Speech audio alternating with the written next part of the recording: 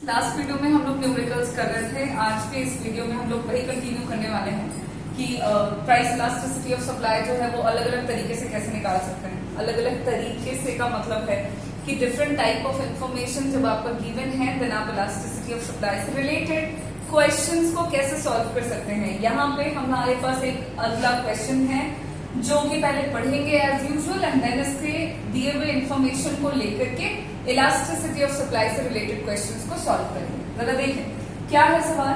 तो कह रहा है कि एक प्रोड्यूसर जो है वो सप्लाई कर रहे हैं 200 यूनिट्स ऑफ ए कमोडिटी, जब प्राइस जो है कमोडिटी का वो कितना है ₹10 पर यूनिट। बोल रहा है कि a producer suppliers 200 units of a commodity at ₹10 per unit. Price है ₹10 per unit and producer supply कर रहे हैं कितना 200 यूनिट्स। फिर क्या दिया हुआ है देखो, price elasticity of supply is 2।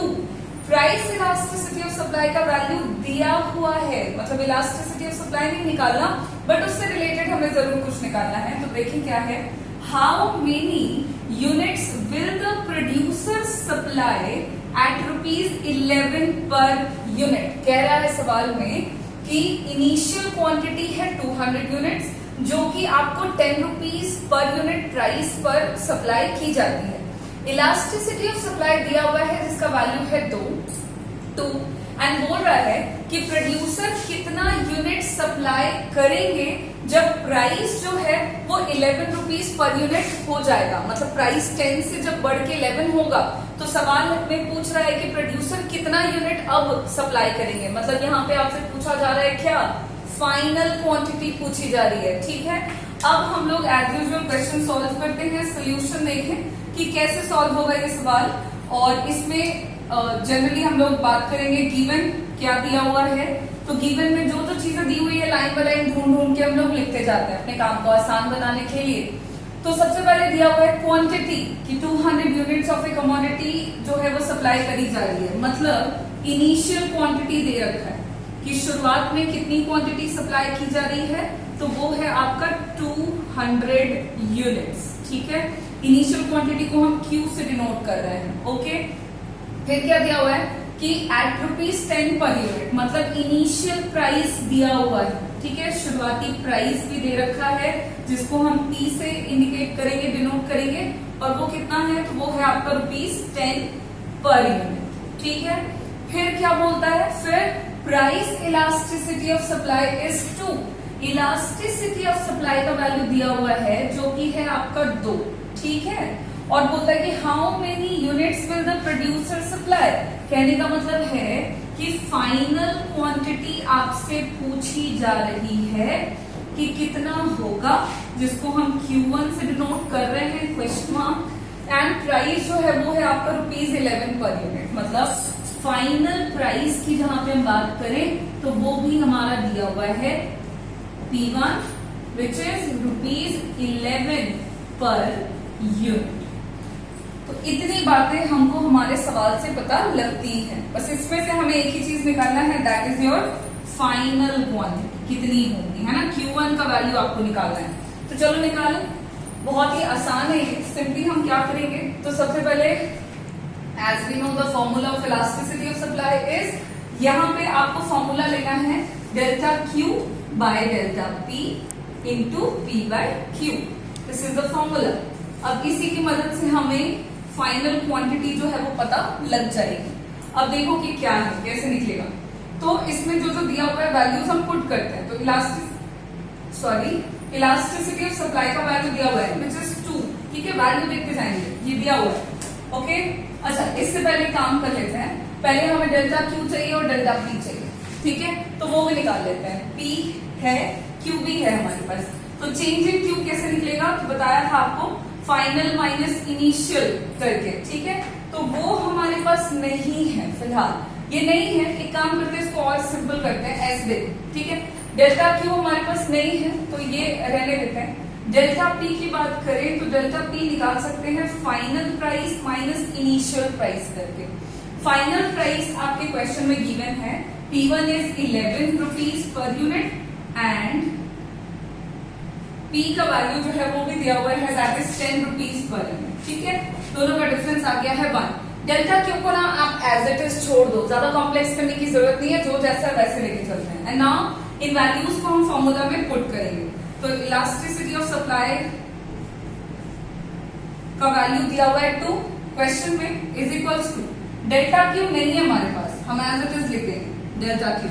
ठीक, डेल्टा पी का वैल्यू है दैट इज 1 इनटू पी का वैल्यू दिया हुआ है, इनिशियल प्राइस है 10 एंड क्यू का वैल्यू दिया हुआ है, इनिशियल क्वांटिटी है 200। ठीक है, अब इसको आप सिंपली सॉल्व करें, देन आपका ये 1 कैंसिल हो रखा है यहाँ पे। क्रॉस मल्टीप्लीकेशन जब आप करोगे तो डेल्टा क्यू को आप इधर ले आओ इज इक्वल्स टू के इधर, देन 20 चला जाएगा ऊपर और ये इधर नीचे मल्टीप्लीकेशन में आ जाएगा, तो 20 इंटू 2 क्रॉस मल्टीप्लीकेशन आप करोगे ना, तो डेल्टा क्यू बराबर 20 into 2 is equals to 40 units. मतलब डेल्टा क्यू जो है वो आपका 40 यूनिट्स आ गया है। यहाँ पे अभी हमारा आंसर नहीं आया है, चेंज इन क्वांटिटी आ गया हमारे पास। सवाल में हमसे पूछा जा रहा है क्या, तो फाइनल क्वांटिटी पूछी जा रही है कि फाइनल क्वांटिटी कितनी है। अब यहाँ पे ध्यान से देखना, इनिशियल क्वांटिटी है हमारे पास, ठीक है, चेंज इन क्वांटिटी भी आ गया है और अब हमको चाहिए फाइनल क्वांटिटी, जो हम बड़ी आसानी से निकाल सकते हैं। कैसे निकलेगा, तो देखो फाइनल क्वांटिटी, या आप इसको ऐसे समझोगे कि जब भी हम चेंज इन क्वांटिटी निकालते हैं तो चेंज इन क्वांटिटी बराबर क्या रहता है, फाइनल माइनस इनिशियल, है ना। जब भी आप डेल्टा क्यू निकाल रहे होते हो तो Q1 माइनस क्यू करके निकालते हो।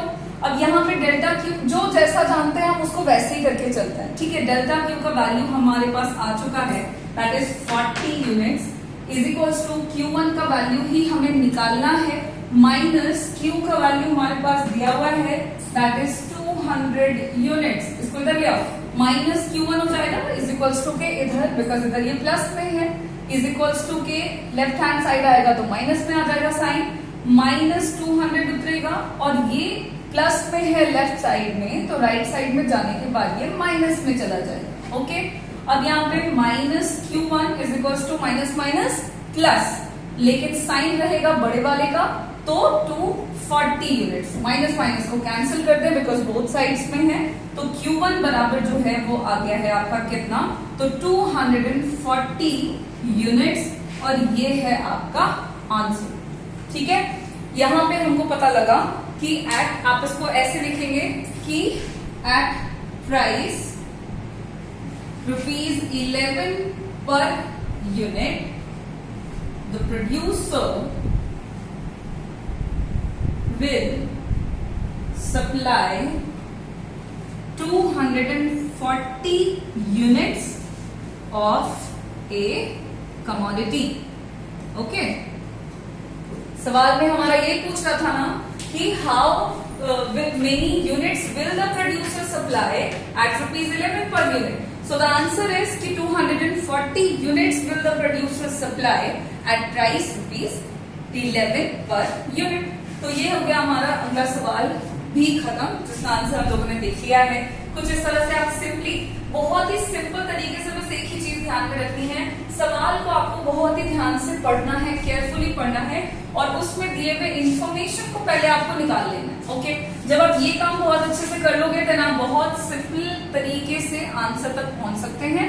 और इसके आगे हम लोग 1-2 और सवाल करेंगे और फिर हमारा ये चैप्टर जो है सप्लाई का वो फिनिश करेंगे। Thank you.